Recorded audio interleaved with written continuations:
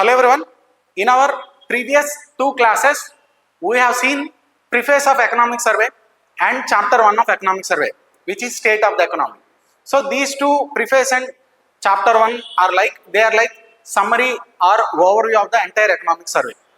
So we have touched on multiple topics. From now on we are moving to chapter 2, starting with chapter 2. Now starting from chapter 2, each chapter discuss about a particular theme. Like chapter 2 is about fiscal developments. Chapter 3 is about monetary developments. Then there will be a chapter on agriculture, there will be a chapter on industry, there will be a chapter on services, there will be a chapter on urbanization. Okay, so there will be a chapter on environment, there will be a chapter on artificial intelligence, etc. So from now on, we are going in depth into the economic survey. Okay, so let us start. So the title of the chapter 2 is this: Fiscal Developments Anchoring Stability Through Credible Consolidation. This is the chapter 2. If I have to summarize entire chapter 2 into one core idea, this would be it. The chapter argues that India has achieved credible fiscal consolidation without sacrificing capital expenditure, which differentiate it from many global peers. So what does it mean?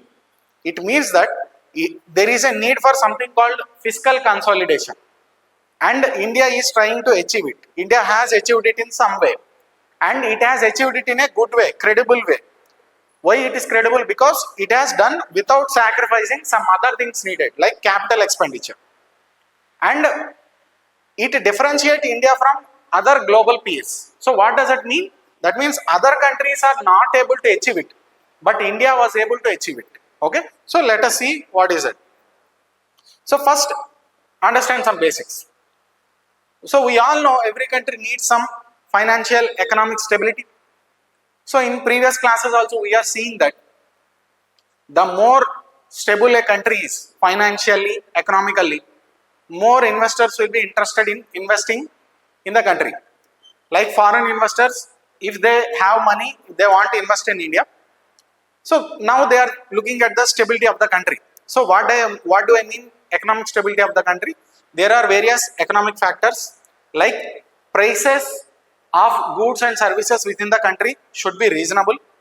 Okay, then it should have enough foreign exchange reserves. Yesterday we have seen, in the previous class we have seen that every country ideally should have enough foreign currency reserves to at least buy its imports, to fill its import bill.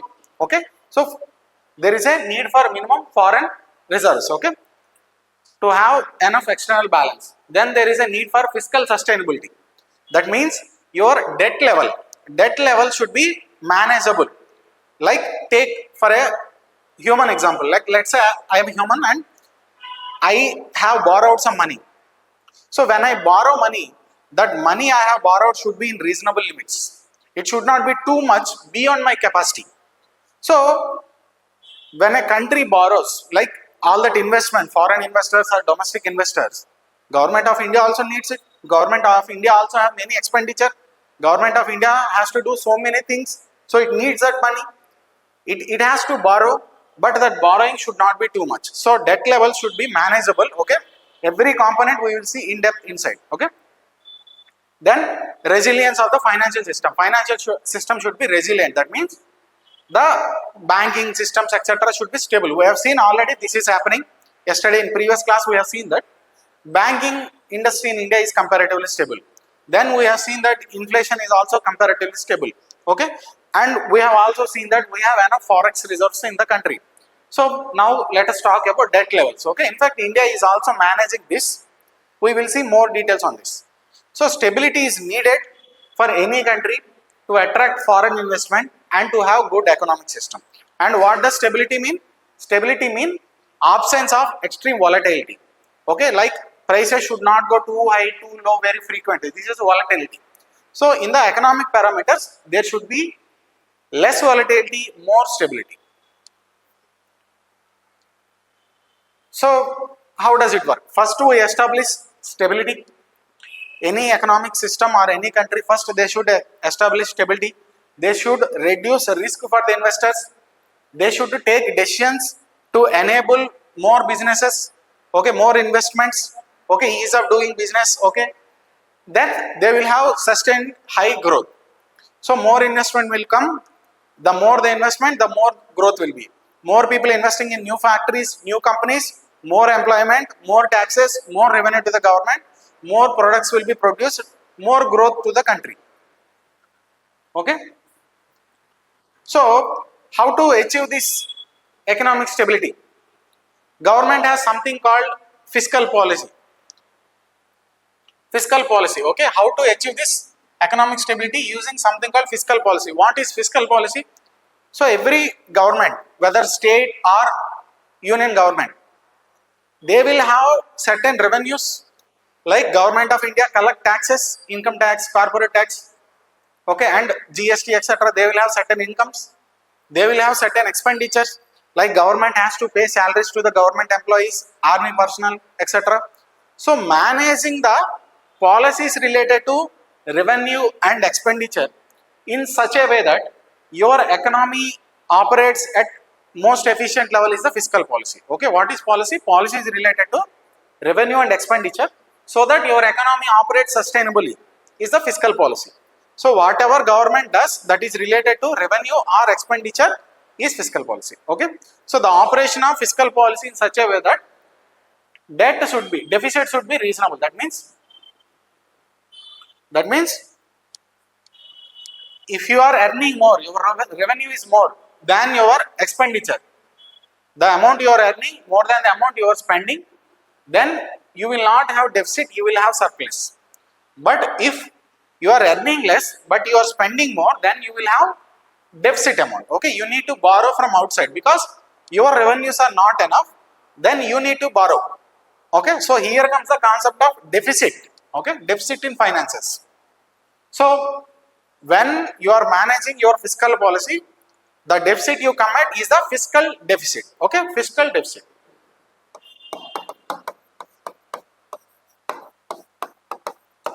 So, I will tell you why I am telling you all this basic. Okay, within a few minutes it will make sense.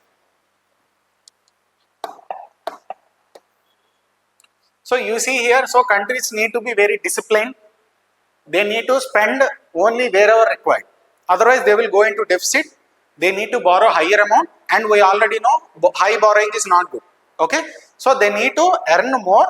They need to spend less. They need to borrow very less amount, reasonable amount. Okay, so fiscal deficit should be reasonable. Then you are disciplined, and you will gain investors' confidence and higher investment. You will be given good ratings by the sovereign agencies. Okay, you will have stable path. Okay, with a reasonable borrowing cost. But if you are not disciplined, investors will lose confidence in you, in your country. Okay, you will have many negative effects. Okay.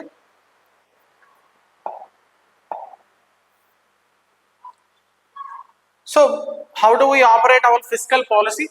So, the operation of fiscal policy is usually done through every year's budget.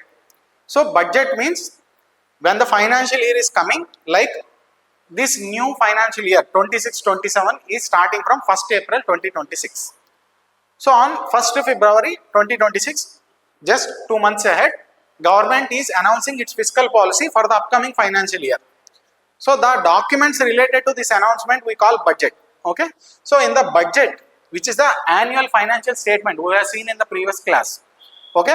So, there will be multiple things, like first of all we have some internal priorities. Not everything is related to economics. We have some priorities, like we need to help people. We need to give rations to poor people. Okay. We need to help like various vulnerable sections. We need to give some schemes for women.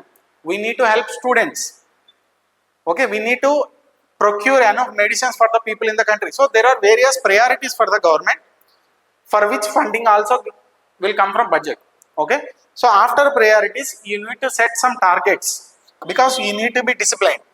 Any disciplined person or a country needs to set some targets. You need to give a clear signal to the people that I am trying to be disciplined. I am also taking care of my requirements. Then I will also follow the economic discipline, and this will be my future policy. You are announcing to the future investors. Okay. So, this is how fiscal policy operates. So, now enough with the theory. Now, what is the present situation across the world? So, every country needs economic stability. So I am just giving you the basics so that you can understand this chapter 2 of economic survey better. Okay. So what is the present situation across the country? Okay. First of all, most countries are seeing very slow growth. Many countries are seeing very slow growth. After COVID-19 pandemic, the inflation rate, the prices in every country has gone too high. Okay, now they are cooling down. So inflation and rates are like going in different directions in different countries. Some countries are having very high inflation, some countries are having decent inflation, some countries are having low inflation. Okay, so we have seen in previous class also, China is experiencing deflation. That means there is prices are falling in that country. Okay, so different countries are going in different paths. Then we have debt distress. Debt distress means many countries have too much loans. They have borrowed too much. So many countries like US and Japan very high debt levels. Okay, India also comparatively had high debt levels. So this is the present situation. At the same time, we are facing new risks. So we are seeing these trade wars, okay, export restrictions, many wars going on in the world, okay, Russia-Ukraine war, etc. So much geopolitics, we are polluting the environment, so we need to move from fossil fuels to non-fossil fuels, etc. So there is a need for energy transition. So much of climate change happening, many climate calamities are happening, okay. So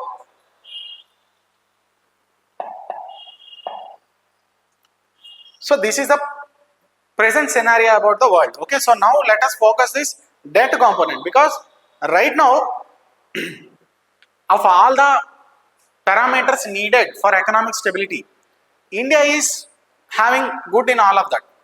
The two things currently troubling India are, one is high debt, second one is depreciation of currency.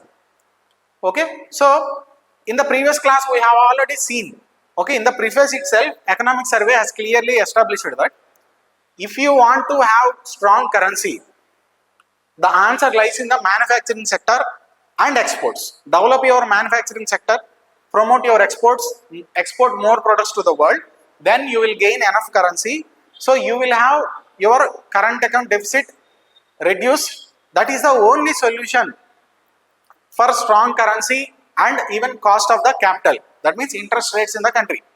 This we have seen in the previous class. So what is the other problem India is facing? High debt levels. Okay, high debt levels is the one of the other problem. So let us see that. Okay. So it started from 2008 crisis. In 2008, whole world has seen a severe financial crisis. Starting from that, we are seeing so much of like increase in amounts borrowed by, loans borrowed by many countries. Okay, the debt level of the world is continuously increasing. So after 2008, within few years, we have seen again COVID-19 pandemic. So the debt levels of the world across the borrowings of the various countries across the world is increasing continuously. So if you see, various international organizations like IMF, they have suggested a safe level to many countries. So what is the safe level of borrowing? Sir, if you are a developed country like US, like Japan, if you are a developed country, you can have debt levels, that means the amount you borrow, up to 60% of your GDP. If you are a developing country like India, you can have debt levels up to 40% of your GDP. So up to 40 levels you can borrow, it is fine. It is fine. But what is the present situation? This is average debt level of advanced countries, developed countries. They are supposed to have 60%, but the average is coming around 113. Now what about developing countries like India? They are supposed to have 40%, but the average is 74%. Okay, so all the countries are having very high debt levels. So what about specific countries? Debt levels of specific countries. So if you see USA, an advanced developed country, it is having 125% against 60% ideal level. So 125% of its GDP. So its debt level is more than its GDP. Okay. Then see Japan is having 230%. Okay. So Japan, even if having this much of debt level, why it is stable? Because most of its debt is internal. It is borrowing from its own citizens, not from outsiders. That is the difference between Japan and other countries. That is why even after having this high level of debt, Still Japan is comparatively stable. Okay. Now what about China? China is not a democracy. China does not report properly. So whatever China says, people cannot go and verify. If India says my debt level is 55, all the economic organizations will come to India will check whether it is 55.1 or 55. So other countries are very transparent, but China is not. So China says like my debt is only 80 to 90%. But many organizations believe if you take all the debts of all the government levels, including the local government levels of China, it is more than 120, 130%. Okay, so you can say China is between 80 to 120, 130. Now what about India? So India is comparatively, if you compare with other countries, India is having like 81% debt level. What is 81%? I mean debt of Union Government of India, all the state governments in India, all the local governments in India. So total combined general government debt. Okay, so in previous class we have seen general government debt means debt of all government levels. Okay, so is roughly 81%. So for India also it is more than the 40% prescribed limit. Developing countries prescribed limit is 40%. So we have too much debt, almost double than what is the ideal level. Okay, so this debt is one of the worrying thing for us. Okay, so we have seen the debt levels of various countries. So now there cannot be any doubt, we need to reduce our debt level. We need to gradually reduce our debt level. Okay, that is agreed. So how do we do that? Government has came up with a plan called glide path. Okay, so glide path strategy. What is glide path strategy? Simply glide. Okay, just gliding. So I have too high debt now. Okay, the debt amount compared to my GDP is too high. So I will glide slowly, not suddenly I will fall. I will not just jump or drastically reduce. I will just repay all my loans and take it to suddenly 40%. No, it cannot be done. It will come at great compromise. So what I will do? I will take a glide path. Slowly I will decrease my debt so that in future it comes to manageable, reasonable levels. Okay, so that is the glide strategy. So if you see fiscal deficit, that means the difference between expenditure, total expenditure and total revenue of the government. How much I am receiving, how much I am spending. The difference is fiscal deficit for the government. So if you see the fiscal deficit of government of India after COVID, so in 2020 we have seen COVID. So immediately after COVID our fiscal deficit was went to 9.2%. So this financial year from April 2020 to March 2021. So this financial year our fiscal deficit has gone very high to 9.2%. So it is generally agreed that fiscal deficit is acceptable up to 3%. 3% fiscal deficit is recommended, acceptable. But we have 9.2, very high. Okay, that means if fiscal deficit is high, our borrowings will also go high. That is the problem. Fiscal deficit means shortage of money. So we need to borrow. We are already having too much of debt. So high fiscal deficit is dangerous. So we have taken a glide path. So from 9.2 we started decreasing. We will see in next slides, we will see detailed picture. So this year it came somewhat 4.4. So somewhat it is okay. We have gone to reasonable levels. Okay, so debt is decreasing slowly. Our fiscal deficit is decreasing slowly. Okay, then we will see all of this primary deficit, etc. So now what about, so now we know government needs to be disciplined. This discipline of managing debt and your fiscal deficit is called fiscal consolidation. Okay, so when I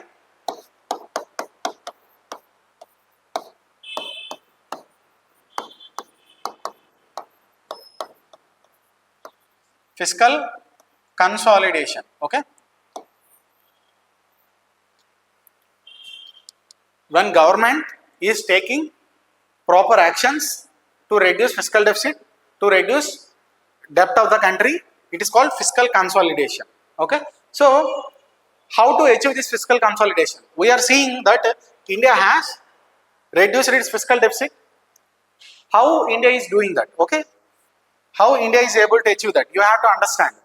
To understand that, we need to know the budgeting process, the operation of our fiscal policy, how it is operated. See, this is the budget. We have broadly two components. This is the components of the budget. We have various types of revenues. We have various types of expenditure. Okay, various types of revenues. Revenues means receipts. Various types of expenditure. Okay.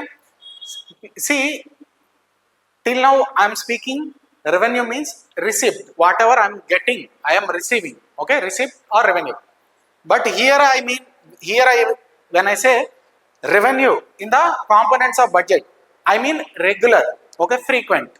Okay, here I am replacing the ordinary revenue term with receipts. Okay, these are receipts, something which I receive.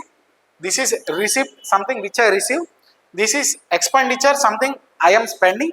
This is expenditure, something I am spending. Okay, so let us see the components of budget. Okay, here I mean by revenue means regular, frequent. Okay, something that happens almost every month, regularly, at regular intervals. So revenue budget means if I take out things that happen very frequently, like payment of salary happens every month, payment of tax happen every year. Okay, there are some things happen at regular interval.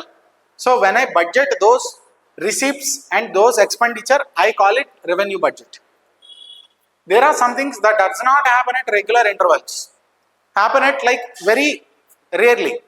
Like if I sell my company, let's say there is a public sector enterprise and government has sold it and government has got some 2 lakh crore on it. Now it will be a capital receipt. Okay, government has borrowed a loan. Then it is one of thing. It's not like government borrows every month. Okay, so irregular things, rare things come under capital budget. Okay, so capital budget is something because it is involving huge amount. It is not regular. It affects your assets and liabilities.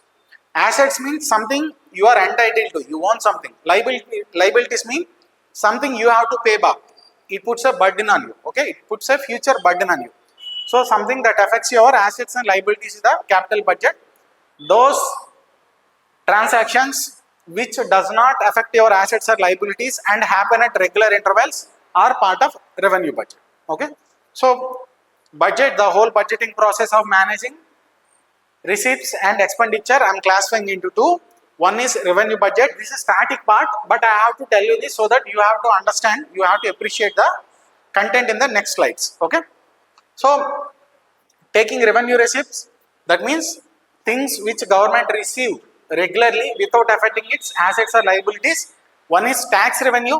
So government regularly receives tax. There are other kind of revenues like non-tax revenues, like every year RBI pays something called dividend to the government of India. So if you see this year also RBI has very recent current affair. RBI has paid some 2,63,000 crore, okay, to the government of India because it is having the excess profit. So under tax revenues, we have direct taxes and indirect taxes. What are direct taxes? So the income tax people pay on their income, salaries, etc. Income tax. Corporates, companies pay corporate tax. Then there is something called STT, security transaction tax on selling and buying of stock, shares, etc. Okay, securities. Then there are indirect taxes also like GST. Indirect means you are not paying it on your income or something, you are paying it on consumption. When you are consuming a thing, you will pay GST. You are going to a restaurant, you are consuming things, on that amount of consumption, value of consumption, you will pay some GST. Okay. Then there is excise tax. You can also add something like customs tax here. So there is another type of indirect tax, customs tax. Things which are produced in India and outside of GST are levied excise tax, like petroleum. Petroleum does not come under GST, petroleum will come under excise tax. Government will decide which is GST, which is excise tax. Things that are produced outside of India and are brought to India, custom tax will be levied upon them. So China, let's say China has produced a toy and it is exporting the toy to India. So when you are importing the toy, you will be levying customs tax on the toy. Okay, so it is about the tax revenues. Okay, now come to non-tax revenues. So non-tax receipts. So government can continuously sell some services or goods, okay, like regular things, like let's say on some land transactions or something. If for every land transaction, let's say you are supposed to pay this much to the government, stamp duties, etc. Some things are given to state, some things are given to the center. So when government provides services and you need to pay for that, then it comes under this component. Then dividends and profits from public sector enterprises, okay, investments of the government of India. So here you can take the example of RBI and many public sector enterprises, etc. Okay, so RBI every year gains profit and that excess profit will be given to the government of India as dividend. Then interest received from loans given. So government of India, if it is giving loans to any state government or any other party, so every month or every year it will receive the interest. So it will come under non-tax receipt, non-tax revenue. Grants received. So if any international organization like World Bank of India or Bill Gates Foundation, anyone is giving some, let's say some grants to developing countries, then India can receive it. So it comes under non-tax revenue again. Okay, so it is revenue receipts. Now come to the revenue expenditure, something government has to spend at regular intervals. Okay, salaries. So there are many employees working under the central government of India. Okay, so budget I am explaining with union government, central government, but same budget is also applicable for state government. Okay, this is for any government. So it will be paying salaries for people working under it. Okay, there will be interest to be paid on loans. Now we are saying every year India is taking many loans. So India has to regularly pay loans to it. Okay, interest charges to that loans. Then grants given. So government of India also gives many grants to many state governments. Okay, subsidies. So if you see, we are receiving many subsidies. Government of India gives many subsidies to its population. Like if you are a farmer, let's say fertilizer, a bag of fertilizer originally costs, let's say 5,000. You will not be paying full amount. Government will bear some 2,000 rupees or 3,000 rupees in it. You will pay only the remaining amount. So in India there is very high subsidies on fertilizer, food, okay, public distribution system, rations, etc., and fuel, etc. There are various kinds of subsidies. Then there is defense expense, okay, expenditure on defense, pensions. So all the retired people, when they are working, you will give salary. When they have retired, you will give pension. Now moving on to capital budget.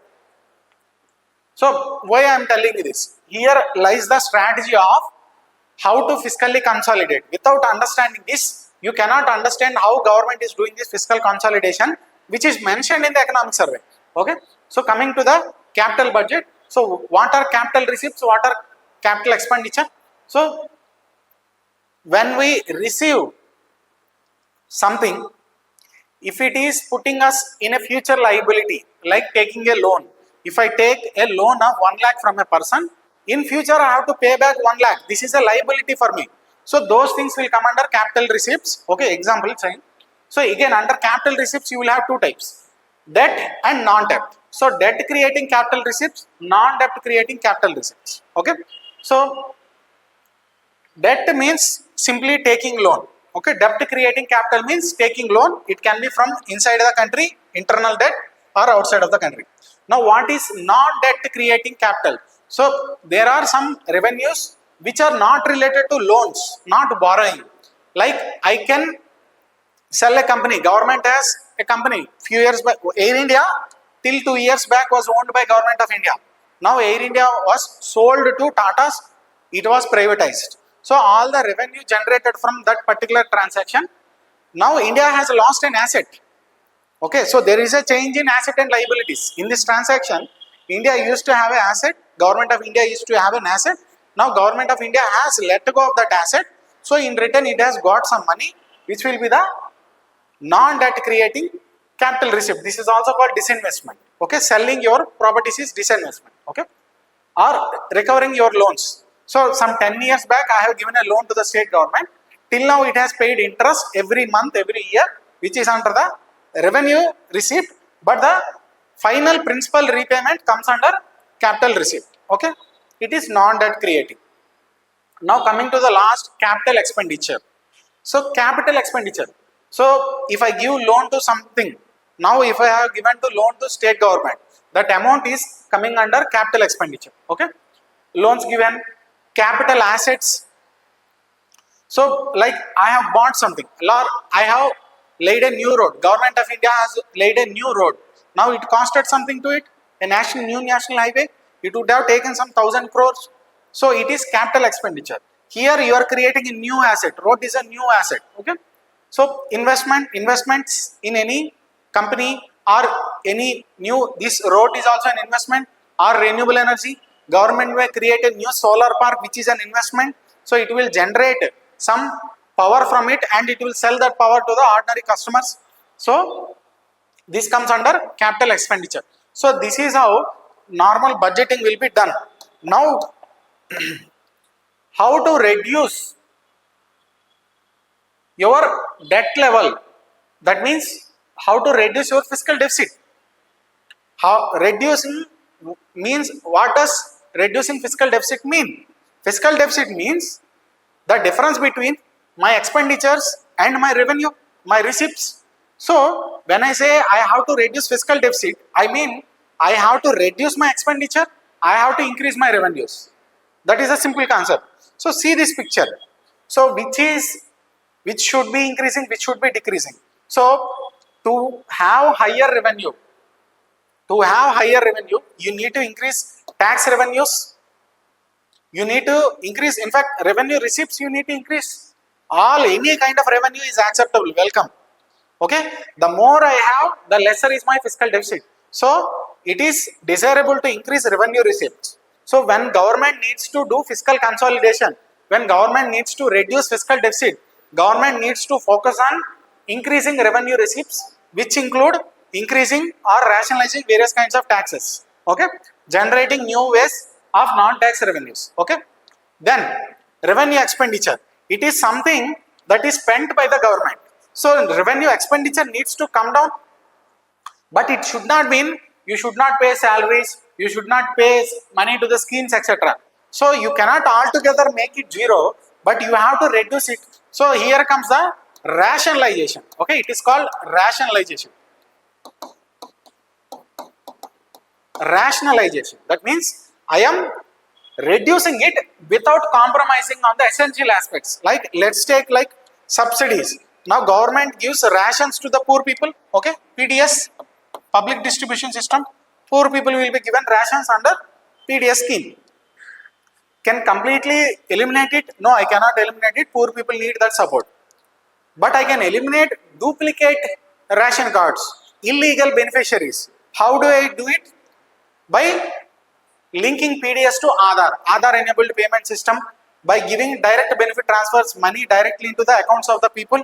So I am taking fraudsters from the account. In that way, I can reduce my overall expenditure, at the same time maintaining essential things. If you see, that is why government is pushing technology very aggressively these days. Okay, everything is being linked to Aadhaar and PAN card, etc. Okay, so I have to increase my revenue receipts, I have to rationalize my revenue expenditure, then I have to reduce my debt creating capital receipts. Of course, the overall debt need to be reduced. So debt creating capital receipts, I have to bring it down to bring down fiscal deficit. Then non-debt creating, this is okay. It is non-debt creating. So what kind of things I have to do here? See, if I have given loans to anyone, I need to recover it. Then disinvestment. Good companies I don't want to sell. Government has many public sector enterprises. But if there is a public sector enterprise, but it is fully in losses, every year it is running in losses, maybe it is good to sell that.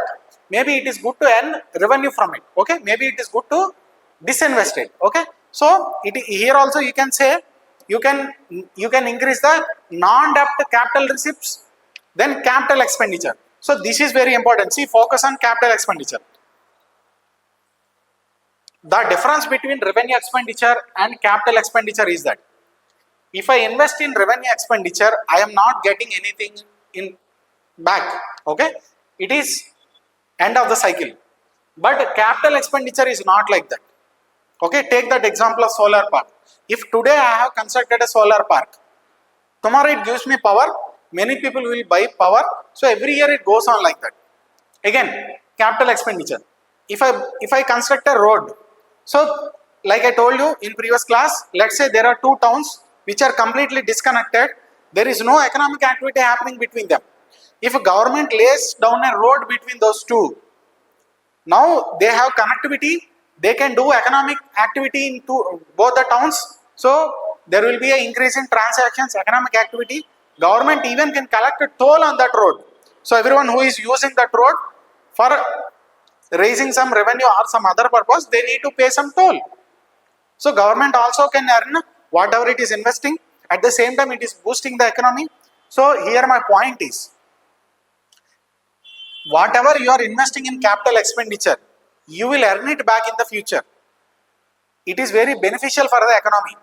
All the construction of the roads, bridges, renewable energy projects, okay, nuclear energy projects, hydro projects, okay, and government giving loans to the state governments will build new capital things, okay, state governments will invest in productive things, state governments will develop more, okay, they will pay back, okay. So capital expenditure is a good thing. Capital expenditure is a good thing, it is desirable thing. So even though it is an expenditure, there will be returns in the future. So I will say, unlike revenue expenditure, capital expenditure also need to be increased, okay. So this needs to be increased, this needs to be preferably decreased, but not completely rationalized. This needs to be decreased, this needs to be increased, this needs to be increased. So this is what I mean, reduction of fiscal deficit. This is what I mean, fiscal consolidation. Now see what is government doing in this way. So this is the theory. Now let us see how government is doing this. Because government is reducing fiscal deficit from 9.2 in 2020, it has reduced it to 4.4% in 4 or 5 years. Okay, the debt also coming down. Okay, the debt of the government of India is also coming down. So how government of India is doing this? Let us see. So first is, it is achieving revenue buoyancy. Okay, so revenue buoyancy means, that means it is increasing the revenue. That's what I mean. Revenue should be increasing. Yeah, revenue is increasing. Okay, so here you see it is talking about non-corporate tax buoyancy. So what is tax buoyancy? So tax buoyancy is this: for every 1% of increase in GDP, how much your tax is increasing?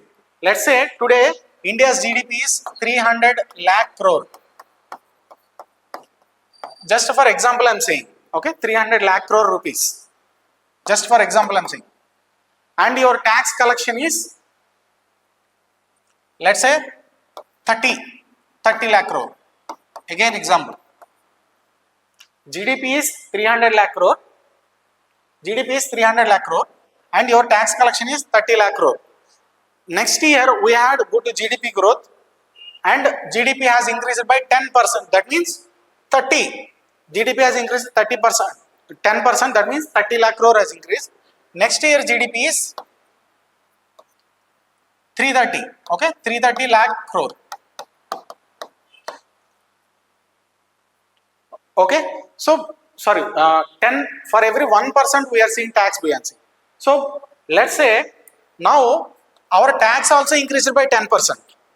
So next year our tax revenues became 33 lakh crore.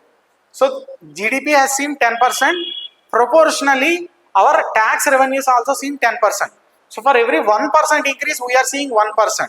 Then you will call it buoyancy 1. But let's say for every 10% increase you are seeing 15% increase here. Okay, that means it has become 34.5. So let's say next year it has become 34.5 lakh crore. Okay, 3, 10%, 1.5, another 5%. So for every 10% increase we are seeing 15%. That means for every 1% we are seeing 1.5% increase in tax rate. So in this case tax buoyancy is 1.5. Okay, this is called tax buoyancy. Now let us see how they are achieving. So they are saying Sir, this non-corporate tax buoyancy. Non-corporate tax buoyancy. That means the particular non-corporate. This is corporate tax. Non-corporate tax other than under tax non-corporate tax buoyancies. Okay, these are non-corporate. Non-corporate tax buoyancy is 1.8%. Okay, so GDP increasing, it is increasing more fast, almost double as the GDP. Okay, now widening the base. Number of the people who are filing income tax returns has increased from 6.9 crores to 9.2 crore population. Okay, so total we have almost 145 crore population. Out of this 145 crore population, previously 6.9 crore people only used to file IT returns. Now you have 9.2 crore people have IT returns. Then there is something called nudge framework. Okay, it is called behavioral economics. What is nudge? Nudge means just gently pushing or poking a person. So nudging means previously, let's say I have not complied with this IT returns. Let's say I have not disclosed some income. I forgot to disclose some income. Previously, it is coercive enforcement. I am seen like a criminal for forgetting something that should be reported in the IT returns form.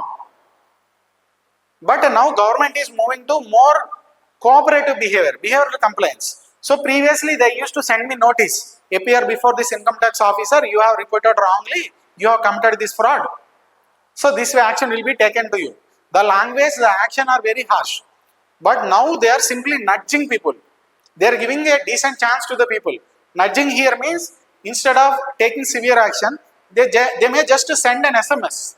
We have identified this small thing, just resolve this error. Or they may send a small decent letter. Okay, so giving a decent opportunity to the people to rectify their mistakes is the nudging. Okay, so this is how they are doing. Okay, this is how they are increasing the revenue. Here seeing the component of increasing the revenue. You can see here direct taxes are increasing. So previously, like some 2 to 3 years back, direct taxes and indirect taxes both are same. Value of contribution of both used to be same. Okay, so direct taxes, indirect taxes both used to be same. But now government is doing so many activities. It is helping people.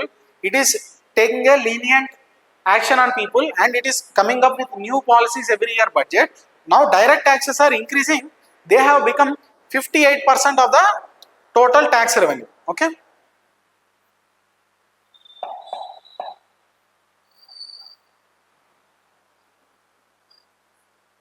So GST, last year we know the government has came up with some strong reforms in the GST. So for this year I would say GST becomes very important because in 2016 GST was introduced. Now this year is 10 years of GST. Okay, GST becomes one of the very important things. So last year government has taken a strong reforms to the GST. Like previously we used to have 0%, 5%, 12%, 18%, okay, 28% slabs. But last year government is discouraging this 12%, 28% slabs. That means all the items in the 12% slab, government is moving into either 5%, most of them into 5% or 18%. Okay, so government is simplifying tax laws. GST is being simplified. Taxes on many items are being reduced. Okay, either they are being made 0 or 5. Okay, so these are GST reforms done last year. So because of that, we are having all-time high receiving of GST. So every month the amount we are receiving as indirect taxes is increasing. Okay, so tax structure is reformed, simplified. Okay, so they are expecting higher compliance with the lower tax. So if the tax amount is less, more people will buy. Okay, more compliance, higher volumes. So here you will see about something called rise in e-way bills. So you please also look at this e-way bills for your prelims. Okay, so e-way bills is electronic way bills are something that you should generate if you are transporting goods from one state to another state. Within state is like if I am moving goods from Andhra Pradesh to Maharashtra, before my moving of goods, I have to go to the GST portal. I have to generate something called e-way. I have to pay some amount. I will report I am taking these goods of this amount, because as per law there should be some GST on it. So this is a e-way bill is like a assurance of yes, I am paying my GST. Okay, when you raise e-way bill, now government is like cools down. This guy is properly reporting what he is taking, how he is taking. So when I am taking my goods from Andhra Pradesh to Maharashtra, at any checkpoint they may check whether I have this e-way bill or not. So I am telling them I am not evading my tax, I am paying my tax properly. Okay, so e-way tax is a bill.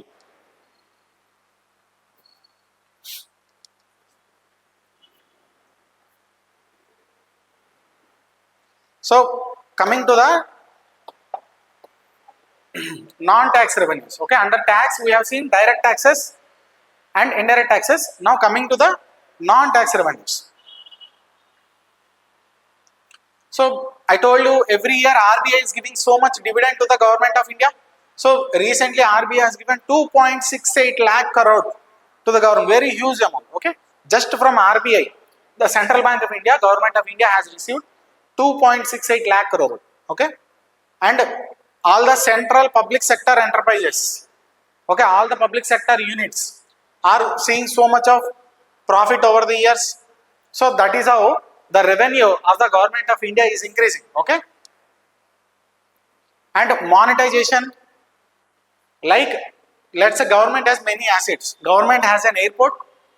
Now that airport can be given to a private party who is willing to pay more amount.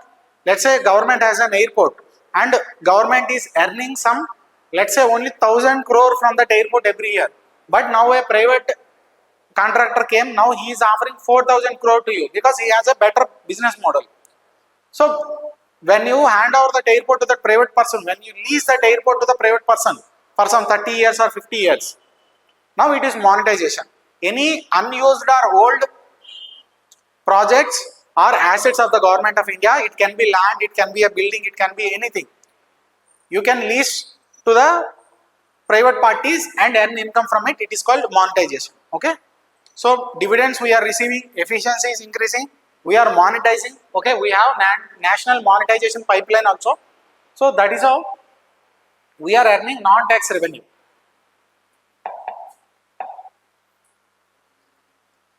So what about expenditure?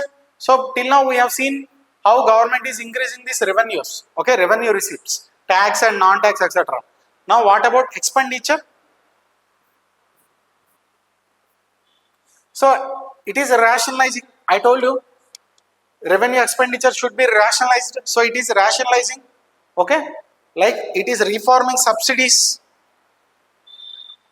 Subsidies, amount of subsidies, volume is decreasing, but without compromising to the genuine subsidiaries. Fraud accounts are being removed. Okay, and they have introduced something called DBT, direct benefit transfer. So instead of giving money to middlemen or companies, the amount of subsidy being given under various schemes, now they are being sent directly to the beneficiaries, to the genuine people. Okay, because bank accounts are now linked to Aadhaar and PAN. Now it is easy to verify who is a genuine beneficiary and who is not. Okay, so direct benefit transfer has curbed so much leakages, saved 3.48 lakh crore. See the amount of corruption happening before introduction of DBT, direct benefit transfer.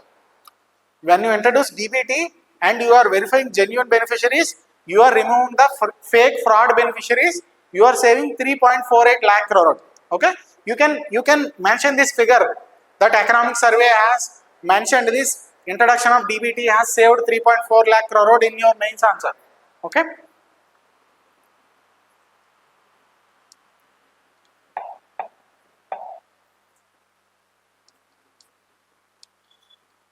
So at the same time we are also increasing our efficiency in our payments. Okay, government has came up with something called just in time funding system. Okay, just in time SNS purse. Okay, this is the portal of this payment SNS purse. So just in time SNS purse means if government has promised someone some payment, it will see this is how system used to work. Let's say Andhra Pradesh government has asked some loan to the government of India for some purpose, for constructing some wind power plant or something. So government of India promised some 500 crores to the government of Andhra Pradesh. So when they have made an agreement previously, government of India used to give that 500 crores. But government of Andhra Pradesh may take some time in using that money. The project may get delayed 1 year or 2 years or 3 years, or part of that amount will still be left. Meanwhile, just assume that now government of India needs another 500 crore. But government of India cannot use that 500 crore because it has already given to the Andhra Pradesh government. So government of India has to go for a loan. It has to borrow outside. But at the same time, this 500 crore is lying with the government of Andhra Pradesh unutilized. So this is inefficiency in distribution of the money. So now we have come up with this just in time. So in this case, now after this situation, only when Andhra Pradesh government is about to spend, just about to make the payments to the concerned party, only at that moment government of India will give. So it will promise, but it will not give money till the actual execution of the project. Okay, so this is how we are reducing our inefficiency. Okay, just in time SNS purse. Now, one new feature has been observed this year. For the first time, we have observed something called golden rule of the finance. What is this golden rule? So, every year we will have some fiscal deficit. So, we will borrow some amount. So, usually our borrowing is more than our investment, our capital expenditure. Okay, here investment means capital expenditure. So, government of India, we have seen this capital expenditure. So, this type of capital expenditure, now for this capital expenditure, usually government borrows and the amount borrowed is always higher than our capital expenditure till now in history. But capital expenditure gives return, but the remaining amount, the amount you are borrowing for other purposes other than capital expenditure, it is okay if I borrow and put it for capital expenditure because this will give me return. But my borrowing is more than capital expenditure. That means I am borrowing for something else other than capital expenditure. Maybe I am borrowing for revenue expenditure also, which does not give me any returns. But I have to pay interest on my borrowings. Okay, so this is a bad thing. Whatever happened till now, it is not good for finance. But now we have overcome it. Now we have achieved this golden rule. That means, so this word is mentioned in the survey. Okay, so what is the golden rule here? For the first time, our capital expenditure is more than net borrowing. That means we had some reserve amount for the capital expenditure. We have borrowed more, and all the amount we have borrowed, we have utilized it for capital expenditure. So we did not borrow money for revenue expenditure or other purposes. So this is a very good thing. Okay. So our net borrowing. Okay. So there are two concepts here: net borrowing and gross borrowing. So we will see in future slides. So compared to our net borrowing, we have our investment is more, our capital expenditure is more than our borrowing. Okay, so there is a very high capital expenditure push also. If you see as a percentage of GDP from 1.7% before COVID-19 pandemic, now we are investing 3% in capital expenditure as a percentage of GDP. Okay, then effective capital expenditure. What is effective capital expenditure? So 3% is central government capital expenditure, which is spent by the government of India directly in capital projects. Okay, in something that gives returns to them. But government of India is also gives some grants to the state governments. So government of India is also giving some grants to the state governments, but we are putting grants under revenue expenditure from my perspective. So for government of India, grants given to the state is a revenue expenditure. But what does that state do? So let's say state of Maharashtra has taken some 1000 crore as grant from government of India. It is a revenue expenditure, but for the government of Maharashtra, it is a non-debt creating capital receipt. Okay, it is a capital receipt because it is a grant, huge amount, rarely comes, and without creating any liability, creating an asset. So it is a capital receipt. Okay, so they will be using it for capital expenditure. They will be using for good purposes. With the 1000 crore, they will come up with a new project on which it will get returns. Okay, so at union level, it may not be creating capital, but at state level, it is creating a capital.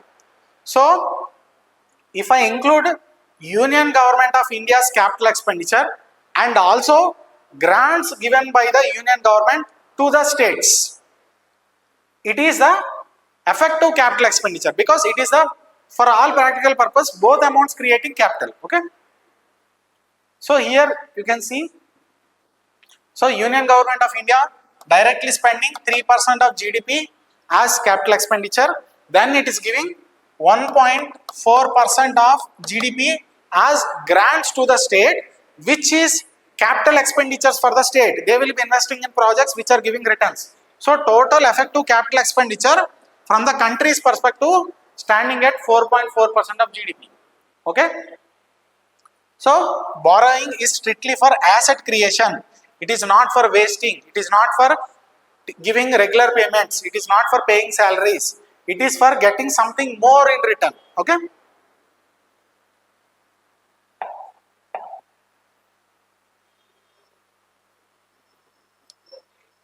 So next comes the state finances. So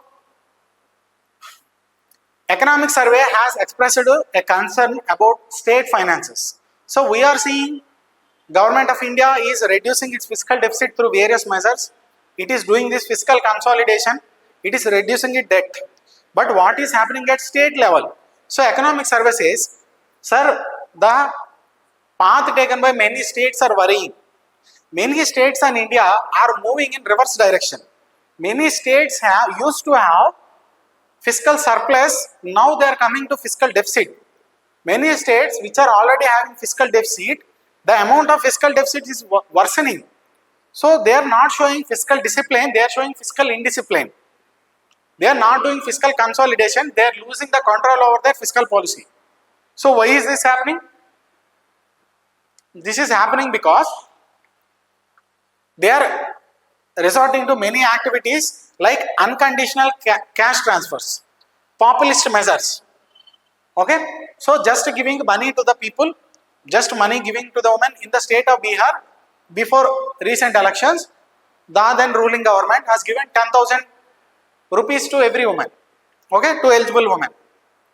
Similar thing happened with state of Tamil Nadu recently. They have given some amount, some 5,000 to some section of population. So in many states we are seeing this populist measure just before elections, just to win over the elections. But this is not good for economy because what do we need? We need to reduce our revenue expenditure. We need to increase our capital expenditure. If you are spending, spend in a more productive way, which will give you more returns in the future. Okay. So unconditional cash transfers are bad. Okay. And then even though states are doing this, okay, and states are also doing another thing called off budget borrowing.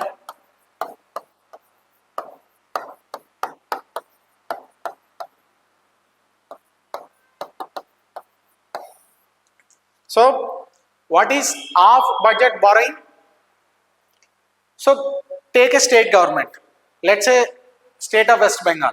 It will produce a budget. It will give a statement saying that these will be my revenues, these will be my expenditure. So this is my fiscal deficit. My fiscal deficit is, let's say, 4% of my GDP, GSDP, gross state domestic product. So I am taking this 1 lakh crore loans. But after 3-4 months, without announcing in budget, there may be some state public sector enterprises, some organization working under the state government. That organization will take a loan and spend for public purposes. So a public sector enterprises on behalf of either state government or central government will take a loan. Why state government is not taking that loan directly? Because then on paper it will increase its fiscal deficit. It will show poor performance of its fiscal policy. So many governments are resorting to this tactic of taking borrowing, taking loans, but they are not taking on their name. They are not announcing in their budget.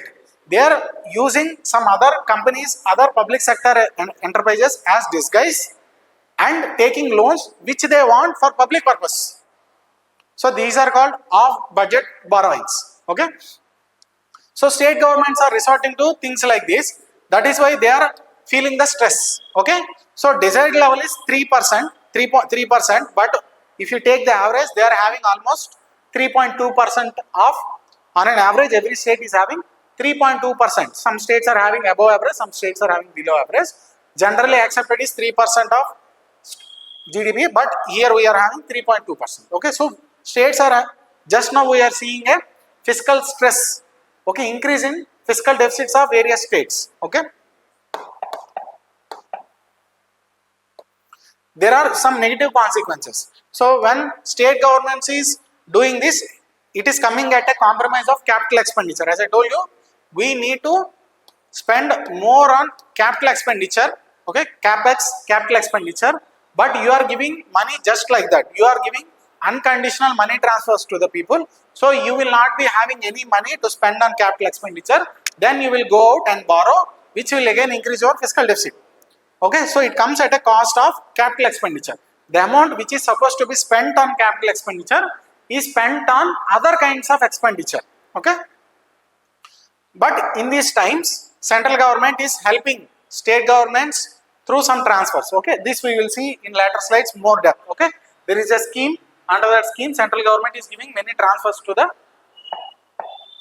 state governments. So central government is giving loans to the states. Central government is giving grants to the states. Okay.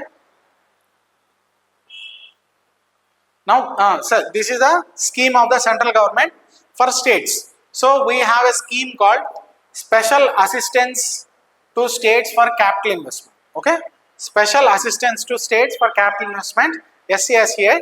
So under this scheme, states will be given 50-year interest-free loans. That means for 50 years, they do not have to pay loans for the government of India.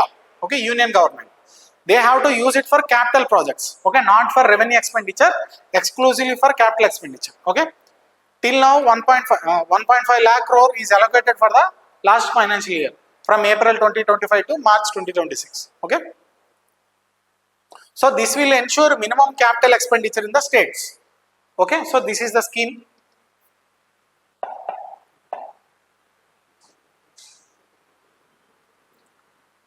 So you see the global scenario. The debt levels of all the other countries in the world is generally increasing. But because India is doing this fiscal consolidation, India is showing I am following discipline to all the global investors. So India's debt rate is actually falling. Okay, is actually falling. So previously we used to have like 63-64% of our union government. I'm talking about only union government. Total union, state, all, everything combined, it's around like 81%. If I exclude states and local governments and I talk about only union government debt we used to have around like 63-64% of GDP.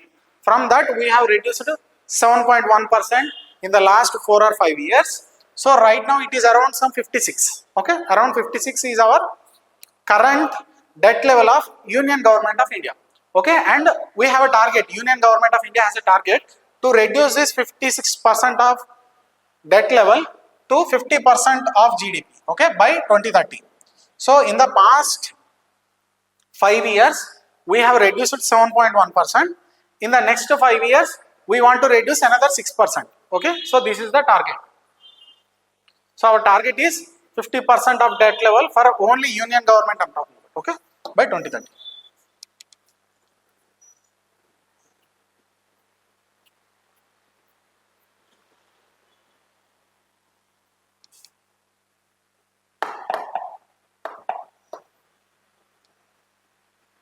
So correcting distortions. Okay, so government is also taking another action.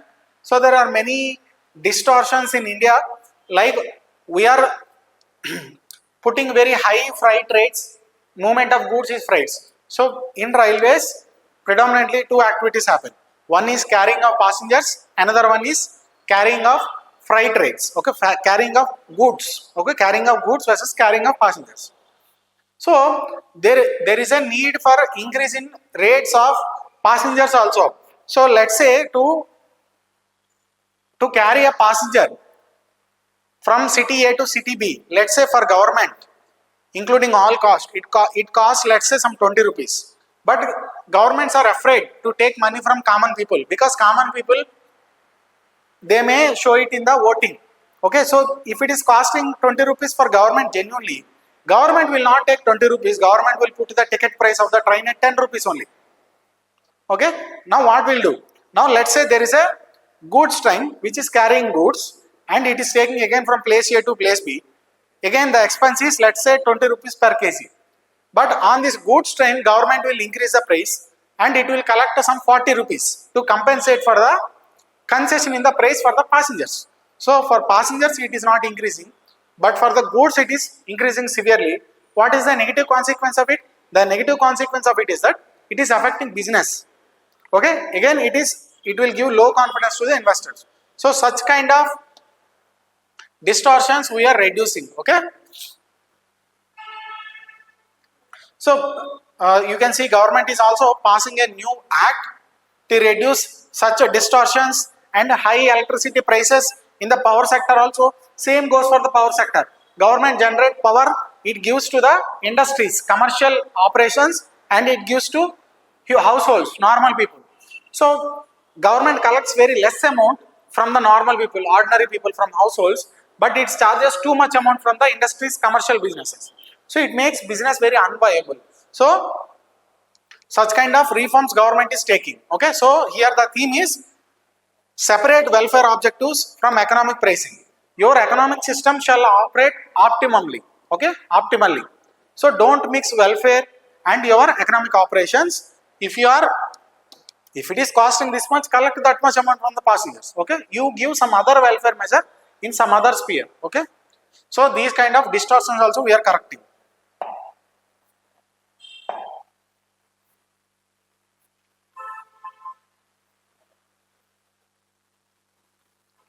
So macro outlook, credibility as capital. So overall what we are doing? So we are showing credibility, we are showing discipline, and that will be our capital. Okay, so all the positive actions India is doing is recognized by the world. Many sovereign rating agencies, in the previous class also we have seen, some agencies like S&P are increasing the ratings of the India. So they are telling the investors across the world, now you can depend on India, you can trust India, you can invest in India. Okay, and our GDP growth is good. Okay, our nominal is 7% for the next upcoming financial year. We are projecting for the upcoming financial year from April 2026 to March 2027. We are estimating 7% real GDP growth, which is very good, and nominal GDP growth we are even expecting 10%. Okay, so we are having high hopes for the future. Then we already know inflation is moderated in India. Okay, so we are doing so many good actions and we are getting the rewards. Okay, wherever the concern exists, we are sorting them. One of the concern highlighted is the fiscal discipline of the state governments. Okay,